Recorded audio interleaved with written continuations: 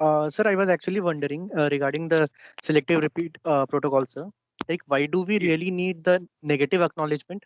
Like, let's say if the receiver side doesn't send any acknowledgement, then there will be automatic timeout on the sender side, and it will retransmit the packet.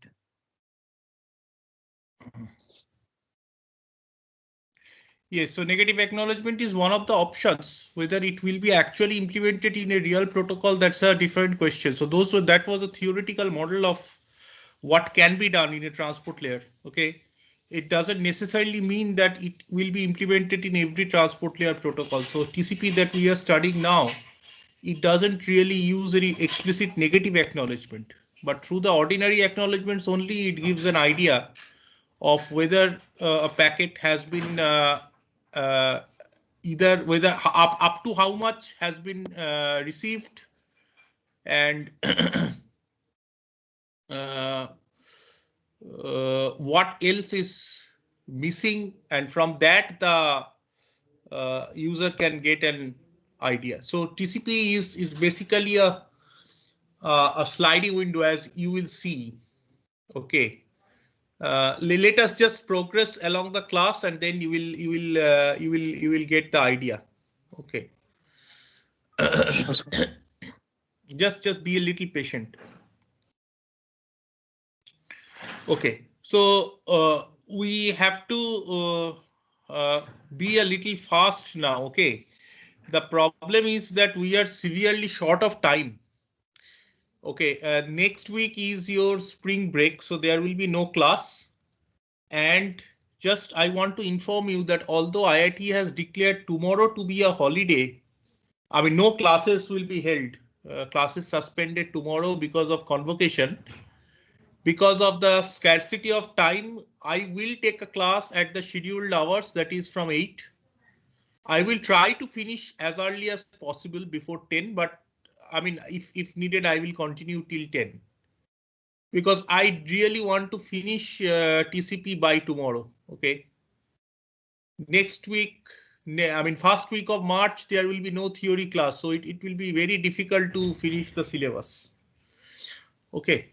Not even finish. I mean, just even to some satisfaction, some a little bit of satisfaction of the teacher also, it will be difficult to reach. Okay.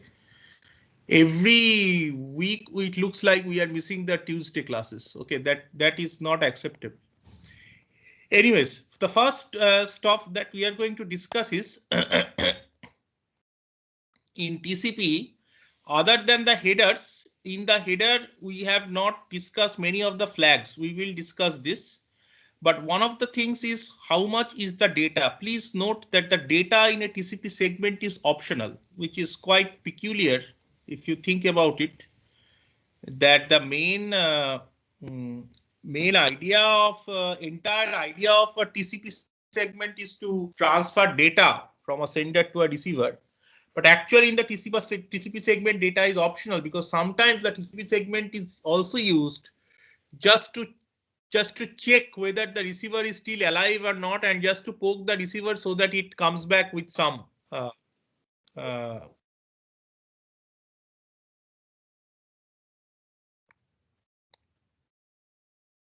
I got disconnected. Can you hear me now again? Yes, Yes, sir, sir. you audible. Okay, fine. I received a message that there was some network connection. Now the question is, how much is this data? Okay, calculation of what is the maximum amount of data possible in a TCP segment. This is a very critical calculation. In actual TCP, as we have discussed, there is a severe limit on how much data can actually be in practice actually being transported by a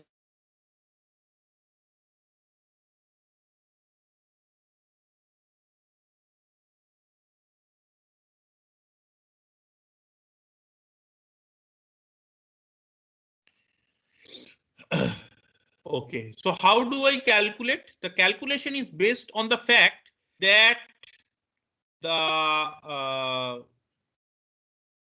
I'm repeatedly getting a poor network message. Can you hear me, students?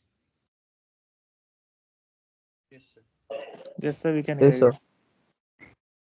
Oh, I'm repeatedly getting a poor network connectivity message. Anyways, the calculation is based on the maximum size allowed in an IP datagram.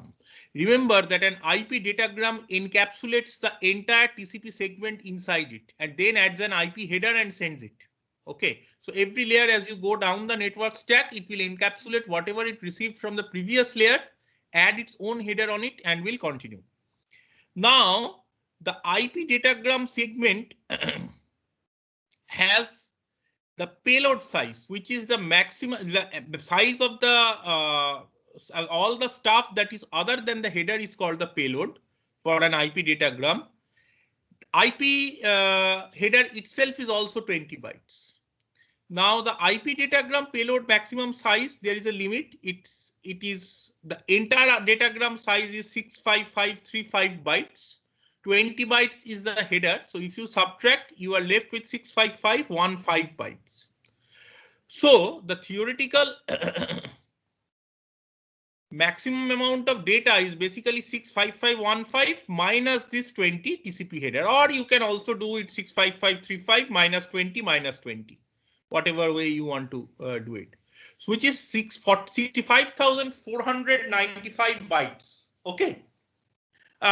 This is if there is no option field. If there are option fields, then you have to keep on subtracting whatever amount of space is taken up by options. Anyways, so this looks to be a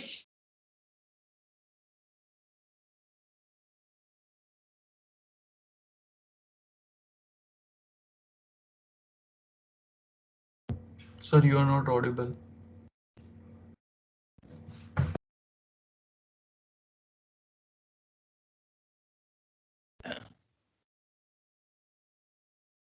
unfortunately, if you use such large segments, there, I mean, fragmentation might happen. Okay, I mean, IP might need to IP layer, there might be need to fragment it, because in the physical layers, even in the data link layer, there are severe limits on what can be the maximum size of the data field. For example, if you are looking at something like 802.11 Ethernet, Ethernet has a limit of 1500 bytes for the data. Okay. So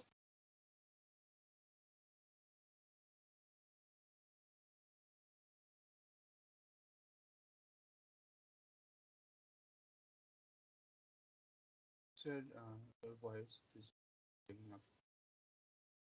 the IP header, you are left with 1460 bytes, which can be held in one Ethernet frame. So from 65,064 close to 64 kilobytes, we find that in practice, it can be as low as close to about 1.5 kilobyte. Actually, 1 kilobyte size frames are quite common in TCP. However, modern TCP, they perform first initially when initializing the connection, they actually go along the path when you are doing the handshake to figure out what is the maximum size of the data unit supported, because this 1500 byte is also not a, might be a different, it might be different along your network. This is for Ethernet. Okay, it might be different if they are using some other protocol at the data link layer. So it figures out what is the maximum segment size possible. It is called MSS, or maximum segment size, and that is determined by the maximum transmission unit, or MTU, of the link. Okay, and then that can be set as one of the options which have not been shown here in the packet, to tell the other side that, look, don't use any segment larger than this, because this link would not be able to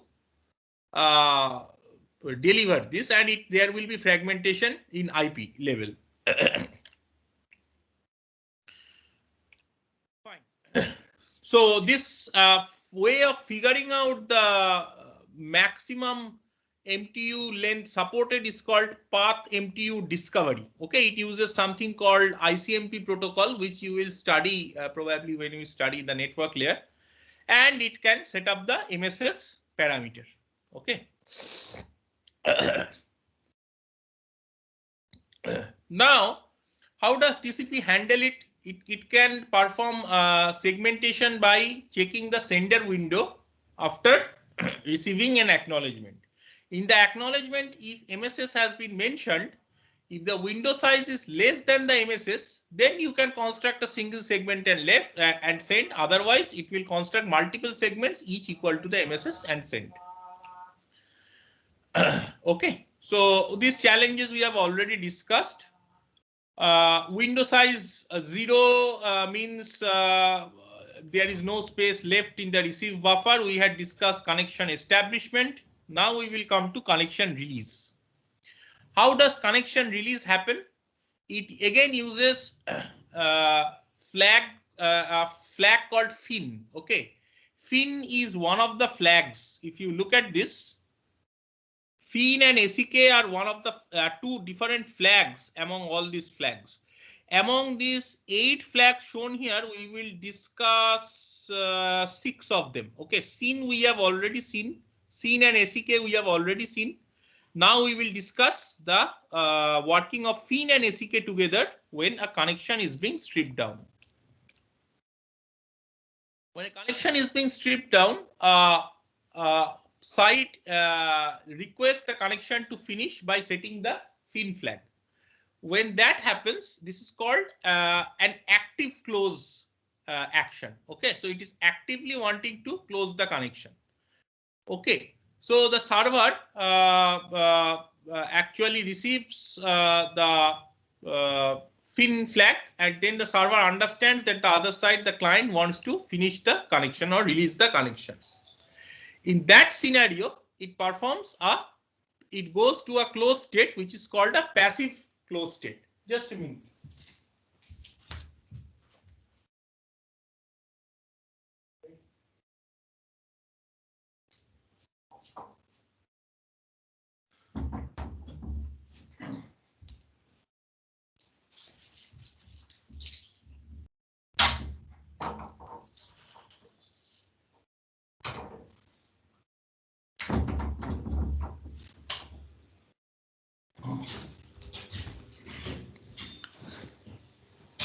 When the server is also okay with the finish request, it performs a passive close in a sense that it refuses, once it goes to the passive close state, it refuses to read any more data anymore. Even if any more incoming data comes,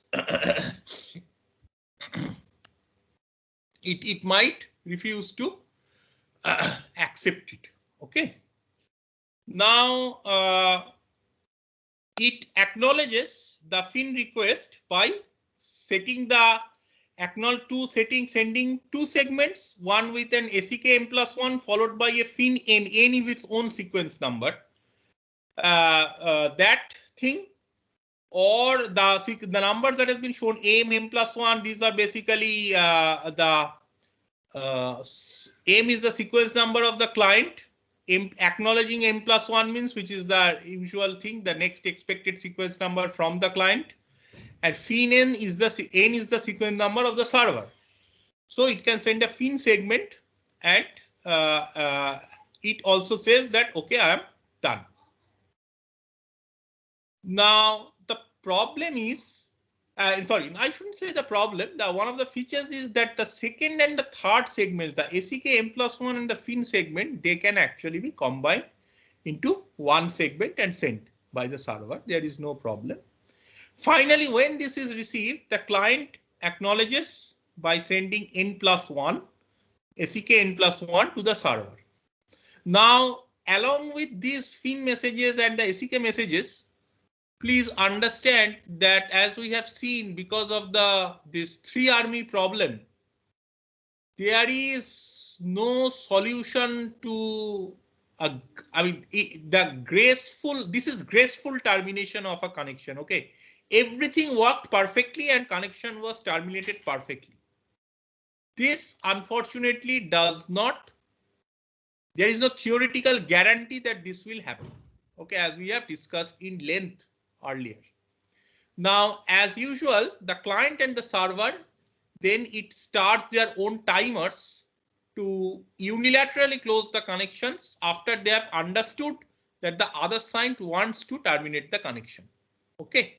So what I mean by that is that after this fin is sent from the client, it will start a timer, and even if ACK_m+1 and fin n does not reach it beyond a certain point, it will close the connection unilaterally.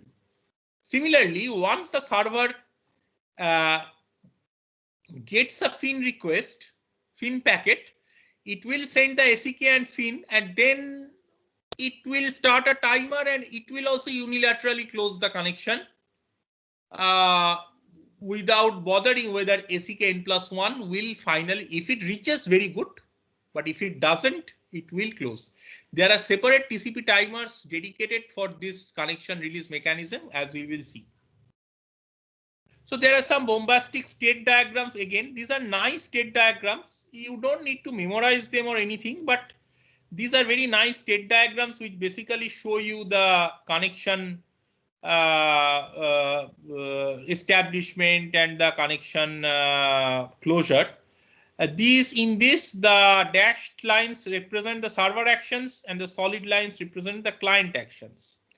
As usual, the way these milli machines are shown in state diagram, there is an input. After that, there is a slash and an output or an action. Okay. So these are milli machine state diagrams for which all these inputs and actions have been shown. So those of you already who have studied milli machines and Moore machines are definitely students of electrical sciences. They should be familiar with this concept. And other department students also, those who are not from electrical sciences, probably you have also studied this. If not, it's not but actually essential to understand what is the difference between milli machine and Moore machines, but these are milli machine state diagrams basically. Fine. Then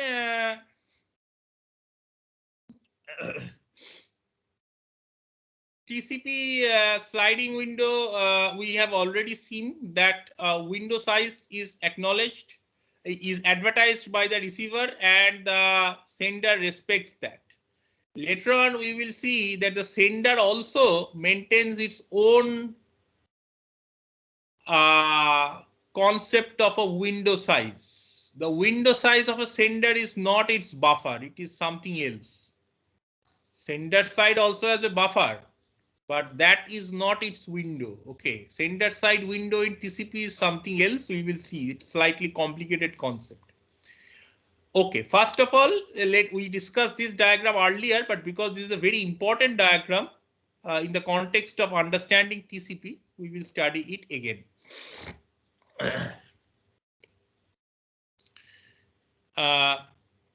This has a parameter called a window size, which is there in any TCP segment. Acknowledgements are cumulative.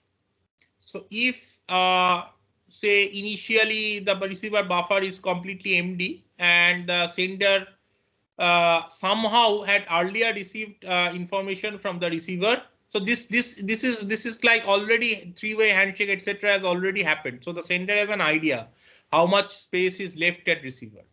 Maybe the receiver told the sender that 4 kilobyte is available.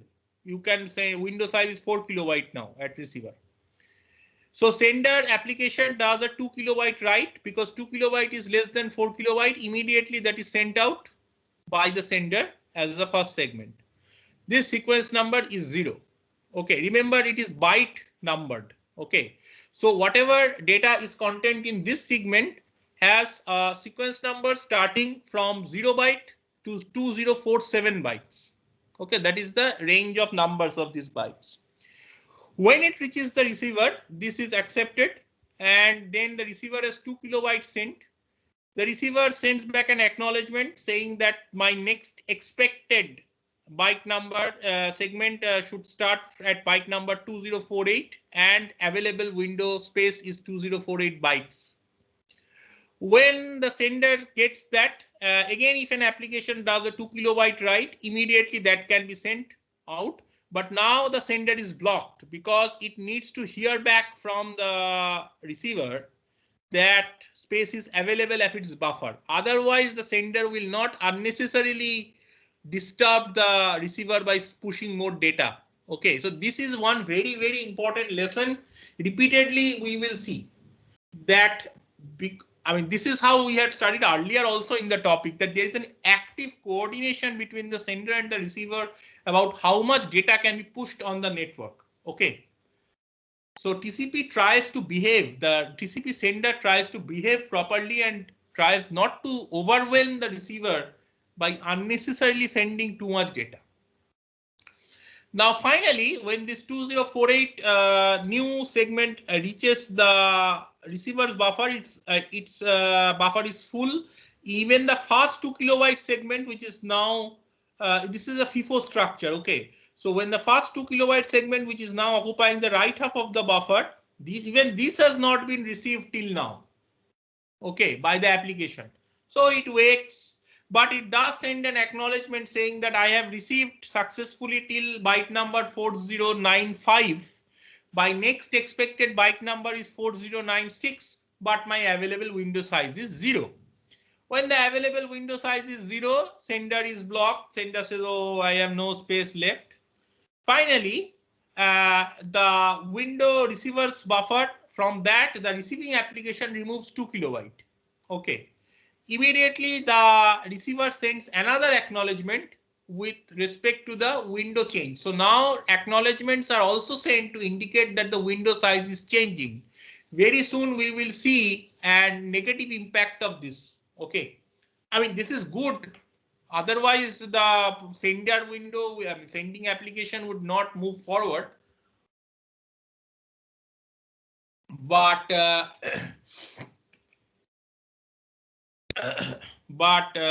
this also creates a lot of overhead, as we will see very soon. Anyways, so now an acknowledgement is sent saying that the window size is available now is 2048. The left half of the buffer now moves to the right. 2 kilobyte, this shaded portion is now moved to the right, and the white portion on the left is free because this is the FIFO. Everything gets transferred, say, or removed from the right hand side.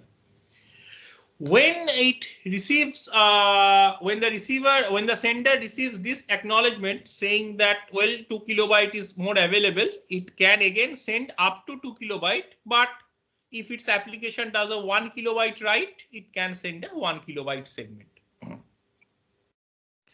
In that case, 1 kilobyte comes in. Okay, and in time due course, when this 2 kilobyte is removed, this will also entirely move forward and it will. So this is not really out of order. This is kind of in order things are going on. Okay. So this is a sliding window, but this is kind of in order. So there is no concept of negative acknowledgement or anything, so that something can just come in and sit there out of order. So this is kind of in order sliding window. Quite simple, actually. I mean, quite simple in a sense, a little bit rigid, but quite simple to understand. The only new thing to learn here is that acknowledgement segments can be sent back with acknowledgement numbers from the receiver in response to its available buffer size changing. Or if there is free space available in the buffer, it can send an acknowledgement. Okay. Another thing I want to mention, students have asked this earlier in previous batches. Don't get confused by this notation of ACK equal to 4096, etc. here, and earlier ACK m+1. So this is acknowledging m+1 is fine, but this also has certain flags set. Okay, so there are these there are two meanings of this ACK and the sequence numbers. Okay, so all these flags are being set. That's why these are shown as acknowledge ACK and this, and then the window size is this. The sequence numbers is this. Okay.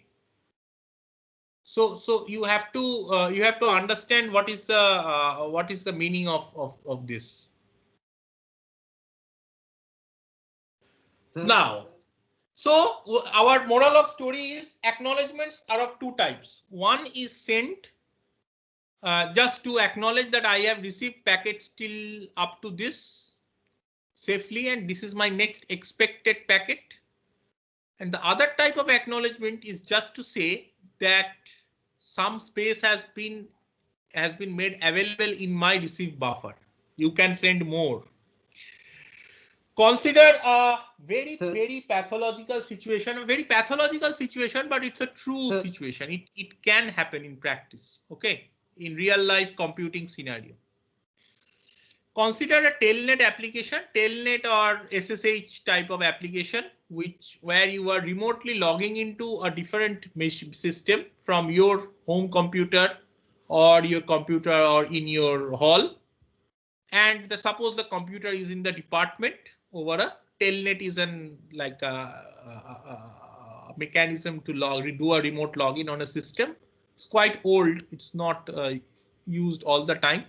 Say SSH or there are unencrypted versions of SSH called RSPSH, etc. Whatever, you are doing some remote login. Now suppose you are typing stuff on a keyboard, and you expect that remote terminal that will show a command prompt that is on the server, that will also follow your keystroke typings. Your typing speed is very slow. In general, human typing speed is very slow. Okay, 40 words, 50 words at a time, or words at a time. Say so, like 200 characters in a minute is the speed of typing of extremely expert typists. So most of us do not type at that speed. So you are say typing at a speed of say 1 character per, or like 2 characters per second, something like this. So to your TCP sending entity on your system, so you type 1 character, which is say 1 ASCII character at a command prompt. It is a 1 byte thing. When it reaches the TCP entity, it creates a 21 byte TCP segment because it has a 20 byte header. You cannot do anything about the header. There will be a 20 byte header always with your 1 byte data. Okay, then it sends it to the receiver. The remote TCP entity on the receiver receives it, sends an acknowledgement. Okay, but that 1 byte will be then read by the application, maybe not immediately, so it cannot piggyback the window update on the acknowledgement. So it sends an acknowledgement 20 byte, then a window update, and again 20 or 21 byte, whatever. Okay, when the receiver application reads 1 byte, and then you need to see that segment, see that character displayed on your screen. So this is basically saying that the receiver side application should echo back the character to you to show that, to satisfy you that yes, it has typed properly on a remote terminal. So that is again another 21 byte TCP packet. So how many packets flowed? 4 packets in total flowed. One was the stuff you sent, and 3 packets was one acknowledgement, one and window update, and one echo for the echo mechanism. That's a huge wastage of bandwidth when the amount of data is small. This was just 1 byte of data. This is the limiting amount of data, smallest amount of data, okay, that you can send. And it's a massive wastage of bandwidth. Okay, how to solve this? Then the receiver TCP implements something called a delayed acknowledgement. In the delayed acknowledgement, the receiver side TCP entity says that look, they are sending very small amount of data in each segment. Okay, so let me wait for some more time. I will not react immediately to everything that I am receiving. Okay, let them send some stuff more.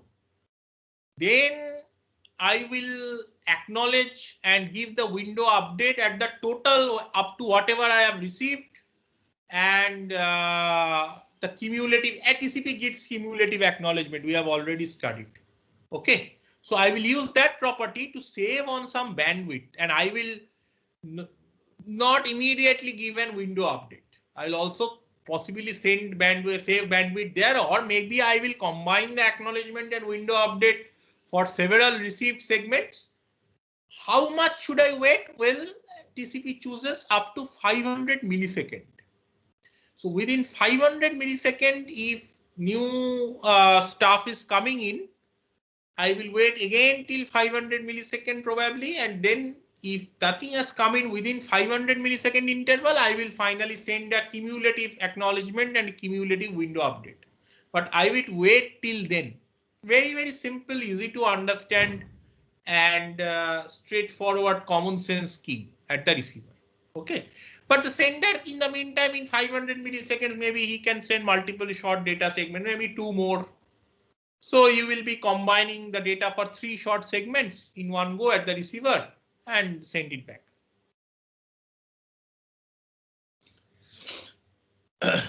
Now, for the sending entity also, still sending out such small one, fine, the receiver tried its best to save some bandwidth, but what about the sender? The sender will say, well, I am sending out 1 byte data segments inside with 20 byte headers. This is humongous wastage. I would also be a little bit more prudent or wise about using bandwidth. So something called Snaggle's algorithm is used. What is Snaggle's algorithm? When the data comes into the sender in small pieces, it sends the first piece and it buffers all the rest until the first piece is acknowledged. Okay, so until the first piece is acknowledged, it will buffer. Then it sends out all the buffered data in one TCP segment and again starts buffering until the next segment is acknowledged. Okay, so what happens is only one short packet, the initial one that was sent out, that can be outstanding at any point of time. Otherwise, from the next segment onward, everything is of decent length. Okay, reasonable length. So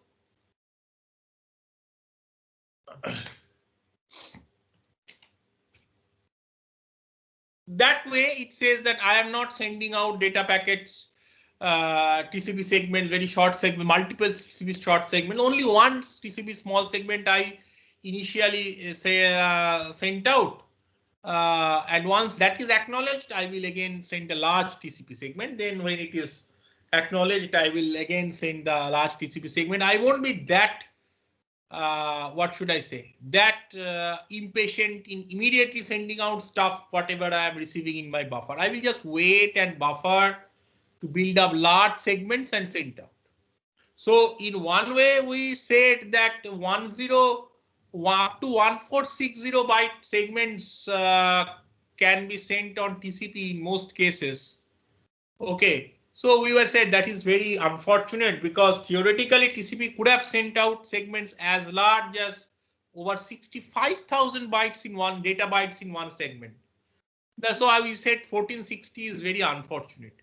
Here we are in a situation where the amount of data sent out is so small, like 1 byte, that this is at the other end of the spectrum. Now we are concerned that we are wasting too much bandwidth. We are just basically repeatedly sending headers with very small amount of data. So I am not liking that. I would try to amortize the header cost with lot of data. Okay, so let me buffer. 1460 bytes is lot of byte. I mean, if a human typist is typing 1460 characters is huge. So I will buffer stuff, then I will send. Okay, I won't be that greedy, that impatient in immediately sending out stuff. But now think of delayed acknowledgement and Snaggle's algorithm. Okay. Suppose they are implemented together. Now what happens? Now sender sends out to the first 1 byte or very small segment. Receiver receives it. Receiver looks at the segment and say, "Arey, only 1 byte of data has come. What's the point of immediately sending the acknowledgement and the window update? Let me wait for some time and get more data from that site." So that is like delayed acknowledgement. Snaggle is, whereas on the other hand, the sender side, Snaggle is saying, okay, I am not receiving any acknowledgement from the sender, so let me wait. That is how Snaggle works. So this creates a starvation. Both of them are waiting on the other side. Finally, the sender will send after 500 milliseconds. But 500 millisecond might be a wastage of time. Okay, every time it like spends 500 milliseconds and then send something. So that's a wastage of time actually. So together they do not always work properly. Okay.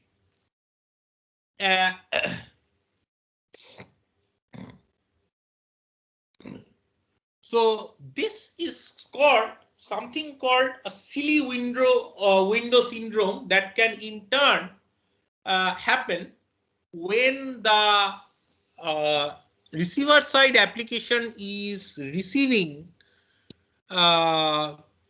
reading data very slowly. Okay. So Snaggle's algorithm combined with delayed acknowledgement is a problem. And now we are studying another issue, which is the receiver's buffer is full. It is full of data. Okay, that it is waiting for the receiver side application to read. But the receiver side application reads only 1 byte at a time. So there is only 1 byte available. So window update is sent saying 1 byte is available. The sender says, okay, 1 byte is available. I will send a 1 byte segment. What can I do? Sends 1 byte. Again, buffer is full and it stops. So this is called a silly window syndrome. Only the window update segments of 1 byte, 2 byte, small amounts reach the sender, and sender sends out small sized data segment. Receiver is sent. Sender must respect the receiver size available window size. So now the receiving application is very slow, so the sender is suffering. So Clark noticed this, researcher called Clark, and he said, again, do not send window updates for 1 bytes. Wait until the sufficient space has been available at the receiver buffer. Again, a very simple-minded solution. That don't get so proactive and send an update for a 1 byte available space at the receiver buffer. Let the receiver buffer empty a little bit. Let it take time. Let the receiver application remove some more data. Then you send something. Okay. So, for example, some implementations might use that when the receiver buffer is at least half empty, that time you send a window update saying that okay, this much space is now available. So together there are two different problems and two different solutions. Snaggle's algorithm and Clark's solution to the silly window syndrome, they are complementary to each other. Snaggle's algorithm was trying to solve the problem caused by the sending application delivering this data to TCP very slowly, maybe 1 byte at a time. And Clark's solution was trying to solve the problem of the receiving application fetching the data from TCP very slowly. They are complementary to each other. Okay, so they are used in practice in all applications. Delayed acknowledgement is also used But delay acknowledgement combined with Snaggle's algorithm sometimes can affect the performance of TCP. Now there are exceptions. There are two flags. One is called a push flag or PSH flag, and the other is called a urgent flag. Let me describe them. If you look at the TCP segment, fin, sin, reset, push, ACK, and urge. So till now we have covered a fin, sin, and ACK. Let me cover RST, PSH, and urgent. First, PSH, push flag. If the push flag is set, the application is requesting the sending side TCP to not to buffer it at all, immediately to send it out. Just send out whatever you have received in one burst in your sending buffer, just send it out in a segment immediately. And when the receiver receives it, it is requested to the buffer that please don't wait to send it to the application. Okay. I mean, somehow you inform the application that immediately this has to be read and push it, make the application forcefully, force the application to read it immediately. However, the push pointer, the push flag based mechanism works in order. Okay, by in order, I mean that it is not that it comes to the back of the FIFO and suddenly it will jump forward. It is not like that. It just tells the receiver side to immediately deliver the stuff to the application, not to waste time. When it turn comes, it's not out of order. There is another flag called the urgent pointer, urgent flag URG, combined with a 16-bit pointer called the urgent pointer. This is quite interesting and complicated. One thing I should mention is that the urgent pointer is not used very commonly. Okay, but the mechanism exists. If the urgent pointer is set, first of all, it is immediately sent out by the sender. And only if the urgent pointer is set to logic 1, or that is 1 is present in this URG field, the receiver side reads this urgent pointer value. This urgent pointer value is an offset from the starting of the data part of where urgent data is to be found, which has to be delivered to the application immediately, even if needed out of order. Do you understand? Say, for example, urgent URG flag is set to 1. And some urgent pointer value here, it is set to, say, it's a large 16-bit thing, say it is set to 10. That means, first of all, the sender TCP will immediately send out the segment. The receiver, when it receives, it looks at this segment and sees the urgent flag is set. Only if the urgent flag is set, it goes and reads the urgent pointer. Otherwise, even if some urgent pointer value is set to some junk value, it doesn't care. No, okay, the TCP say receiver doesn't process this 16-bit field at all. However, because the urgent field is set, it reads the urgent pointer and finds that 10 is given here. Then it goes to the data field and then moves 10 bytes from the beginning, and whatever is sent there, starting from that, it tries to pass to the application immediately, leaving out the first 9 bytes. Okay, so it will now start from the 10 bytes and first, try to deliver those first out of order to the application. Okay, so this is very, very, what should I say, very peculiar, and it's quite aggressive, and well, this is not used that much. Why it is not used that much, I'm not very sure. Maybe there are some security vulnerabilities or something, but in practice, it's not used that much. Okay. Then there is a flag called RST or reset flag.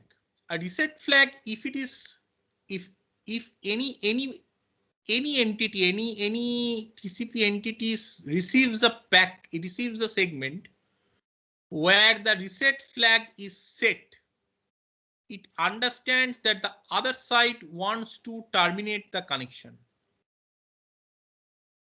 Okay. The other side has terminated the connection, then there is no point continuing this connection anymore. Maybe the other side has crashed, maybe the other side has got into some trouble with its TCP stack and it has lost its state. Something has happened, or simply the other side is not interested in continuing with the connection. An example application of this very interesting application from, I have not read it in any textbook, I've just read it online. I don't know whether it is true, but probably it is true.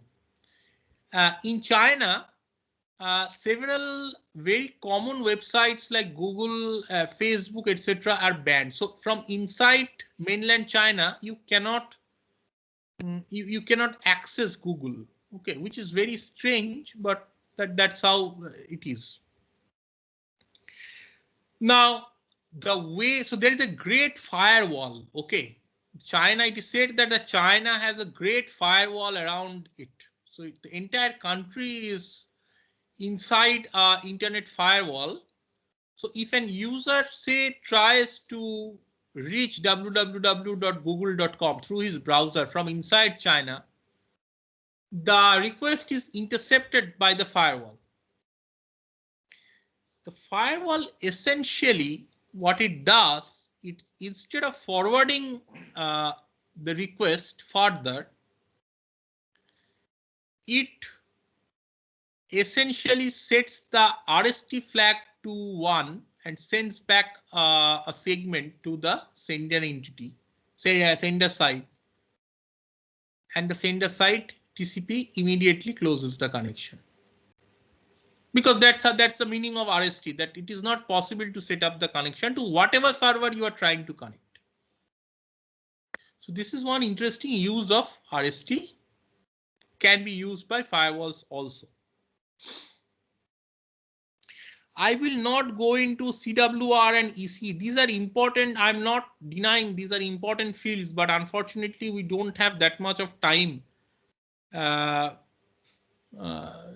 EC is used for indication of congestions, etc. These have come into use relatively recently. Okay, so even 15 years back, these were not very common flags.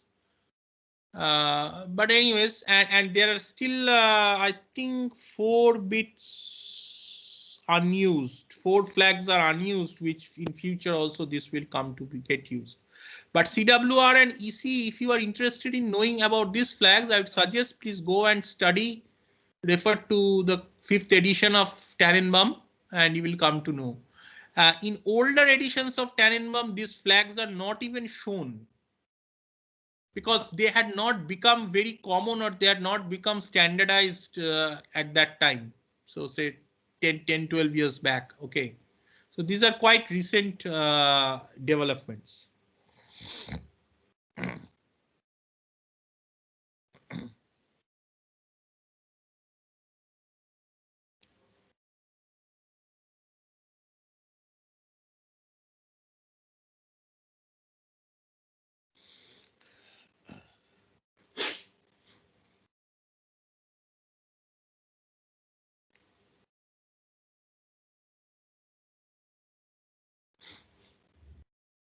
Now, the mechanism by which TCP handles out of order is not through a negative acknowledgement mechanism.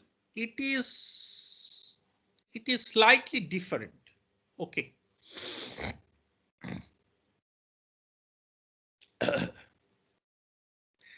It can buffer out of order segments. Okay, but it doesn't send back negative acknowledgements. It still keeps on sending back cumulative acknowledgements. So it is not really not really exactly classical selective repeat, which we studied in the previous class. It is slightly different, but it has the ability to handle out of order packets. How does it handle? Well, suppose the receiver has received byte 0, 1, 2, then 3 it has not received, 4, 5, 6 and 7 it has received. Okay. Now under this situation, TCP has buffered them, but it has remembered that 3 has not yet come. So it cannot, it has made a promise to the application layer that it will deliver packets or bytes in order. So it cannot deliver this all of this 0, 1, 2, 4, 5, 6, 7, everything together to the application. If it had 3, then yes, all these 8 bytes it could have delivered to the application. Here it cannot do it. What it does is it sends a cumulative acknowledgement with acknowledgement number 3, acknowledging everything up to byte 2. Why acknowledgement number 3? Acknowledgement number 3 because it is saying that my next expected is 3. Again, it is saying my next expected is 3. Okay, even if it receives 4, 5, 6, 7, because it has not received 3, it will say that no, I have received till 2. You have to send me 3. Now,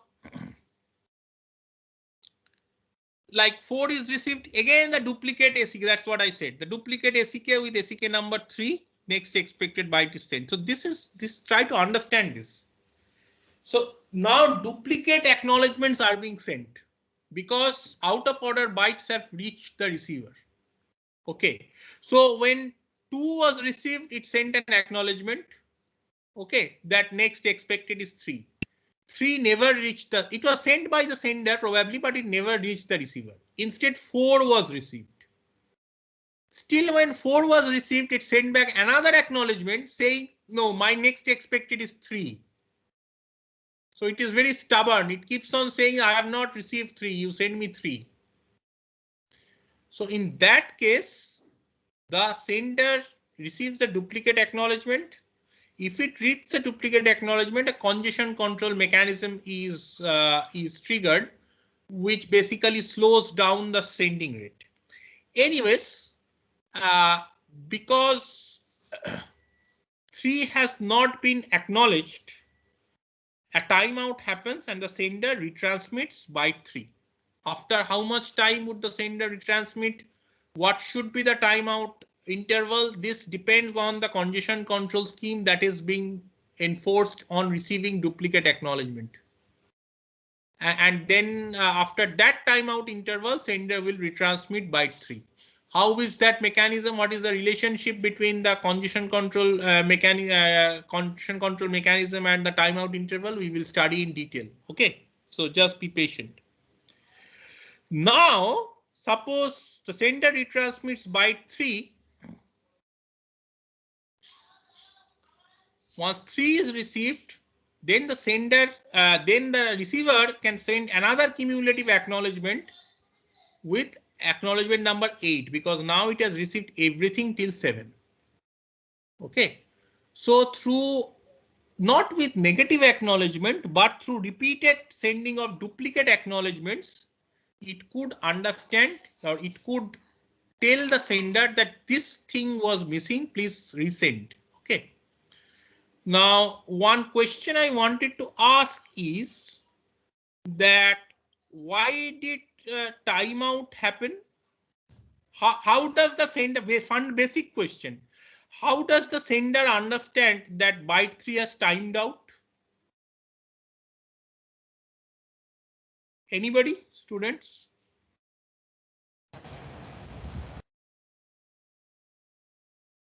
It has received many acknowledgements. In fact, it has received duplicate many acknowledgements for 2. But how does it understand that byte 3 is what is has timed out? It has not received X4. Yes, it has not received ACK4 till now. ACK4 is corresponding to byte 3. Very good. So finally it retransmits byte 3. Everything, this fills up the blank in the receiver buffer. Everything up to 7 is available. Finally, it sends the cumulative acknowledgement of with acknowledgement number 8, which is the next expected byte. So let me stop here. Next, from tomorrow's class, in tomorrow's class, we will study something very, very interesting, which is the timer management. How does this timeout interval, etc., is controlled in TCP? Extremely interesting topic. Okay.